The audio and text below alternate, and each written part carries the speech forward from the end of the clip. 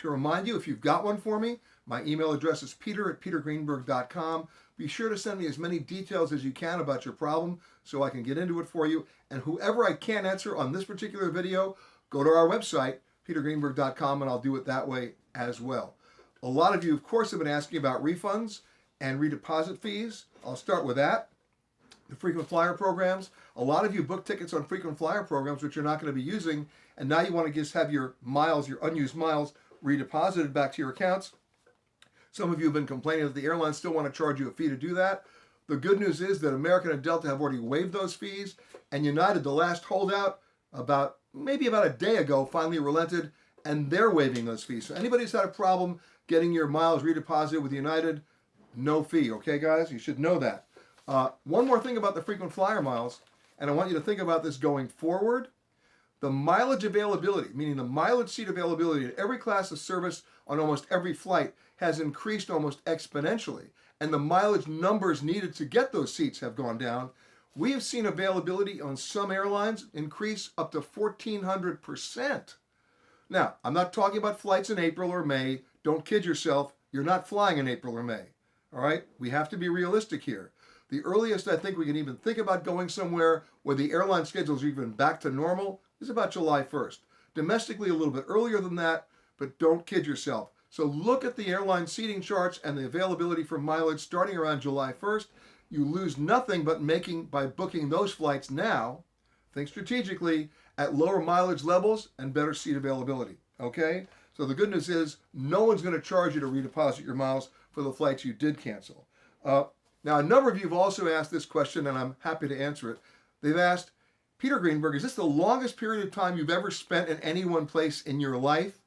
And other than one trip to Antarctica about a year and a half ago, the answer is, you better believe it. And I'll be here until the end of May, maybe the middle of June, or until we can get back and flying again. But like you, I can't wait to get back in the air and to whip out that passport and start seeing the world again. By the way, you remember one of my earlier advices to you is get an atlas. Get an atlas. Look at it every night. Remember, your dreams may be on hold, but they're not dead. Learn about countries you want to go to, not just the ones that are on your traditional bucket list. And now get back to that frequent flyer chart and surprise yourself about availability, which never was there before. It's there now. Now, another programming heads up, because I'm going to be answering a lot of these emails right now. Check out our radio show this weekend. We're going to have a number of airline, hotel, and cruise line CEOs on as my guest to talk about a whole wide range of problems and possible solutions. If you can't find it in your local region, the name of the show is Eye on Travel on CBS. Very easy to find. You go on our website at 10 a.m. Eastern Time on Saturday morning. You can listen to it streaming live online. Okay, petergreenberg.com to find the radio show. Now to some of your email questions. Here's one from Samantha Fudrell, who writes, as we all know, business travel is a no-go for the next 2 to 4 months. The slowdown would hinder some of us from maintaining our 2019 frequent flyer status. Do you believe there's any chance to keep our 2019 status if it is not higher in 2020 and start fresh in 2021? Well, the good news is you're not alone in that question, and a number of hotels and airlines are beginning to respond to that. I know that Hilton has extended your status until 2021, and many other hotels are going to follow suit. I expect the airlines will do the same, especially to their top mega flyers. So I'll have more on that a little bit later on, but it already has started with hotels extending your current status. Here's one. I just finished watching your coronavirus update, meaning the last one. I have a question that you might be helpful with. I was trying to go from JFK to Florence. Obviously, Air France has canceled it. I would like to rebook this trip in November. What are your thoughts on the probability of Italy being ready for tourists by then? Pretty high. We stay at a small B&B in this region. Do you think the businesses in the area will be able to survive? Well, that's the problem. We know what's happening in this country with the SBA loans, should they ever show up on time. We don't know what the other countries are doing. Government aid is going to have to kick in here, especially in countries like Italy, which is so dependent on travel and tourism.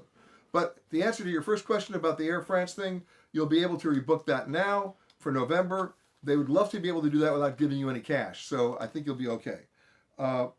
Here's one from Demi Laughlin. I used Kayak and, of course, got the lowest price I could before booking my flights. Now that I need to cancel due to the virus, to have a prayer to get my money back.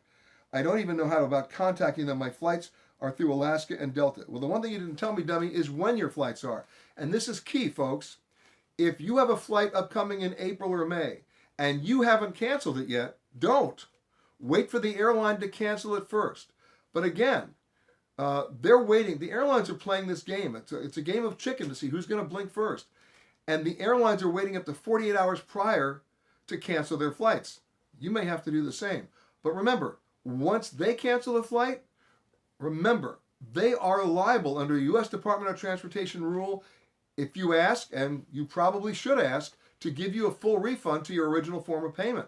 The same thing applies in the European Union. Now remember, the airlines are not going to volunteer this information because they're desperate to preserve cash, and that includes yours. But that doesn't mean they have to. In fact, if you ask for it, you get to get it. Now, let's say they still refuse to give you the refund.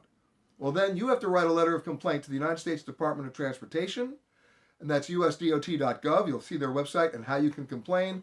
But don't do it in a vacuum. Do what I always ask you to do for me: dates, flights, reservation numbers, confirmation numbers, and copy me, Peter Greenberg, meaning Peter at petergreenberg.com. Sorry for that. Here's one. Now, this one is crazy. Someone is in Thailand. They purchased a ticket on Turkish Air to fly to Valencia, and the airline had a $139 cancellation fee. The airline in this case was Turkish Airlines. I got a similar letter to this last week. It's the same problem. There should be no cancellation fees if the airline cancels it, right?